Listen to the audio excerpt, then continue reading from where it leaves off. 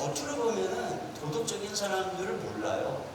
근데 하나님이 그 사람이 남이 안 보는 데서도 다 하나님이 그거 심판한단 말이에요. 이제 전부 안 볼 때도 행한 행동을 하나님 다 하시니까. 근데 그때 이제 하나님 앞에 심판받는다는 거죠. 그러니까 이게 도덕적인 사람들, 소위 도덕주의자들은 그냥 안 들키는 동안만 경건한 거예요. 안 들키는 동안.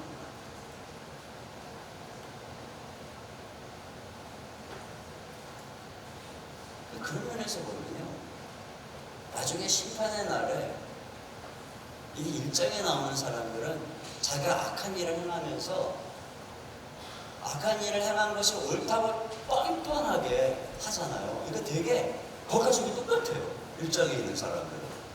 근데 이 2장에 나오는 이 판단하는 사람은 겉과 달라. 겉으로 보면은 굉장히 좋은 말만 하는 거, 여기 있는 목사처럼. 근데 속은 달라. 물론 속이 달라도 이 1장에 있는 인간들까지는 아니에요, 사실은. 내가 봤을 때 2장에 있는 사람들은 하나님 앞에서 똑같지만, 근데 워낙에 자기가 해놓은 말이 있어가지고 그날에 엄청 창피당할 거라고. 차라리 그냥 뻔뻔하게 살았으면, 아니 저 인간 원래 그러니까 그랬는데 평소에 그냥 엄청 우렁청했거든요. 그리고 이 사람은 뭐냐면 고집이 세다는 거예요. 성경에 보면은 여기 4절에 보면 이렇게 나와 있어요. 여러분들 여기 보면 4절 보면, 혹 내가 하나님의 인자하심이 너를 인도하여 회개하게 하심을 알지 못하여 그의 인자하심과 용납하심과 길이 참으심이 풍성함을 멸시하느냐. 하나님께서 그 사람을 당장에 그런 은밀한 것에 있는 죄에도 불구하고 심판하지 않는 것은 뭐냐면 인자하심이라는 거예요. 용납하고 계시다는 것입니다. 참고 계시다는 것입니다. 그런데 그들이 어떻게 하고 있냐면 그걸 이용하는 거예요. 멸시합니다. 인자하심과 용납하심과 길이 참으신 풍성함을 멸시하는 거예요. 이용한다는 거죠. 어느 목사님이 불륜을 행했어요. 사모님이 그걸 알았어요. 그 목사님한테, 목사님 정신 차리세요. 회개하세요. 그랬더니 목사님이 이런 얘기를 했대요. 사모님한테. 야, 하나님이 나를 용서한다. 내가 목회하는데 죄를 짓고 있음에도 불구하고 이 교회가 불안하고 이게 사람들이 은혜 받지 않냐. 하나님이 나를 용납하고 있다는 뜻이야. 그러면서 돌아서질 않더라고요. 이게 뭐죠? 하나님의 인자하심과 용납하심을 멸시하는 거예요. 이용하는 거예요. 저희 오래전 얘기인데 우리 교회 어느 여순장님이 저를 찾아왔어요. 저기 남편 얘기를 하는 거예요. 남편이 아주 되게 열심히 했어요. 근데 남편이 불륜을 행하는 거예요. 그걸 이제 아내가 알았어요. 그러니까 아내가 남편에게 용서할 테니까 돌아서라고. 그랬더니 남편이 이런 얘기를 하는데요. 야, 하나님은 우리 모든 죄를 다 용서하시는데 너는 교회에서 순장식이나 돼가지고 그것에 대해서 내가 이런 행동하는 것을 이렇게 용납을 못하나. 이런 식으로 얘기를 하더라고요. 그래서 저한테 와가지고 눈물을 흘리면서 어떻게 했으면 좋겠냐는 거예요. 이 사람이 지금 이용하는 거예요. 내가 이 기독교의 이 복음의 진리를 너무나 잘못 알아가지고. 그래서 오늘 하고 오늘 저녁하고 이제 이신치기에 복음을 얘기할 때 이런 오해를 할 수가 있어요. 근데 이제 내일부터 이제 여러분이 또 말씀을 듣다 보면 왜 이게 오해인지도 깨닫게 되겠죠.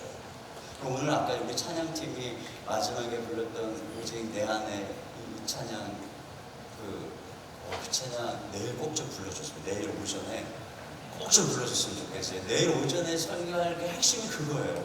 이 찬양. 우리 찬양팀은 내일 오전에 이 찬양 신청곡입니다. 저희 신청곡 꼭 좀 불러주세요. 그리고 만약에 내일 오전에 설교가 끝나고 시간이 남으면 제가 그 찬양을 같이 부르고 싶어요. 그때 제가 잘 몰라요. 그 찬양 가사가 너무 좋은 거예요. 그땐 찬양팀이 나와서 같이 불러줬으면 좋겠어요.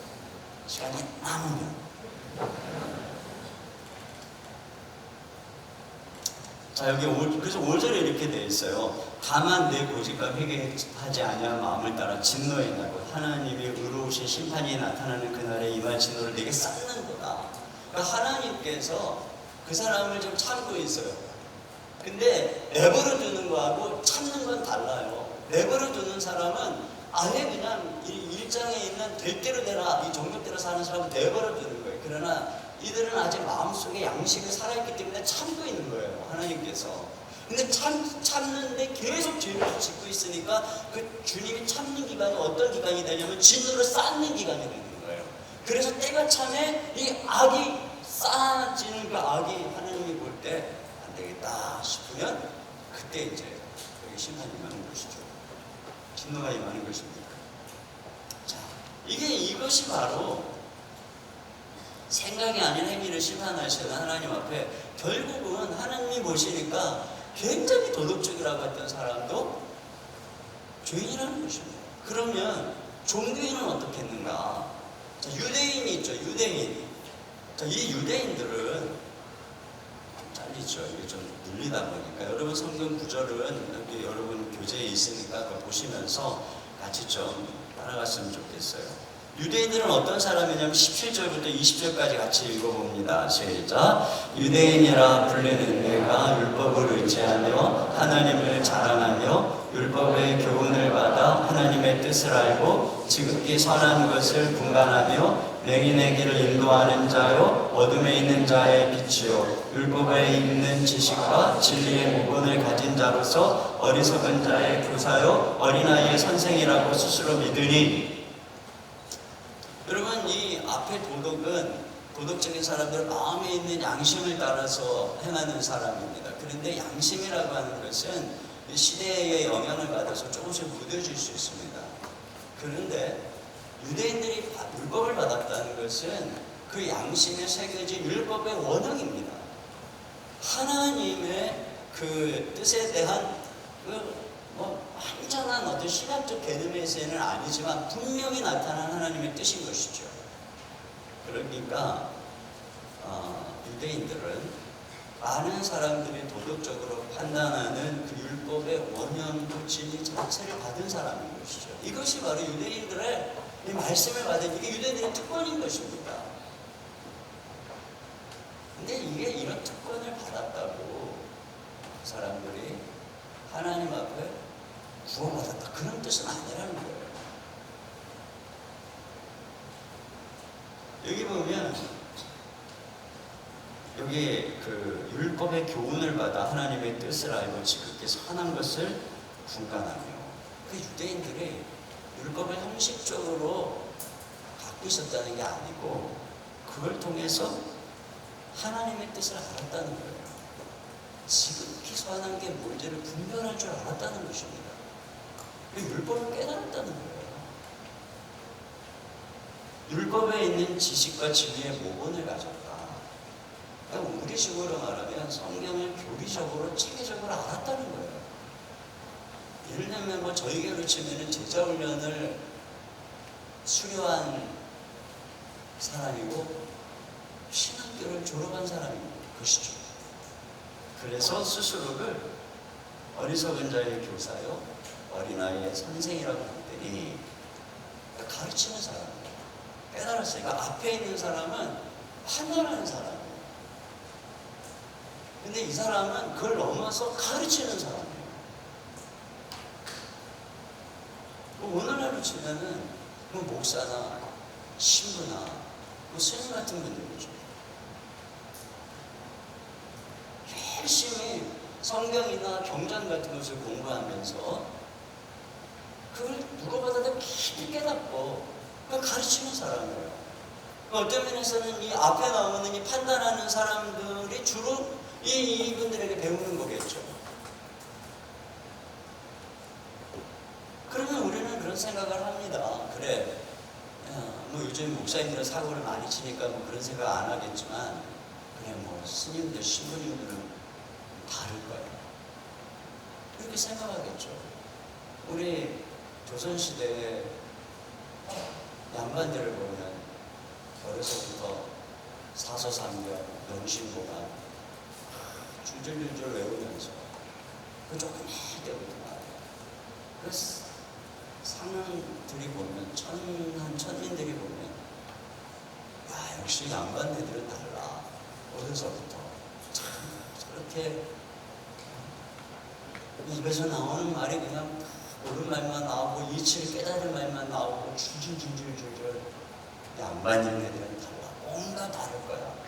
이렇게 생각했을 거 아니에요. 다르게 뭐가 달라요? 좀 고상하게 죄를 짓는 것만 다르지. 유대인들 어려서부터 율법을 외우고 미간에 이 손목에 말씀을 차고 항상 이 시스템 자체가 막 국가적으로 율법적이었어요. 종교적이었어요. 그러니까 종교적으로 유대인들의 열심을 따라갈 민족이 없어요.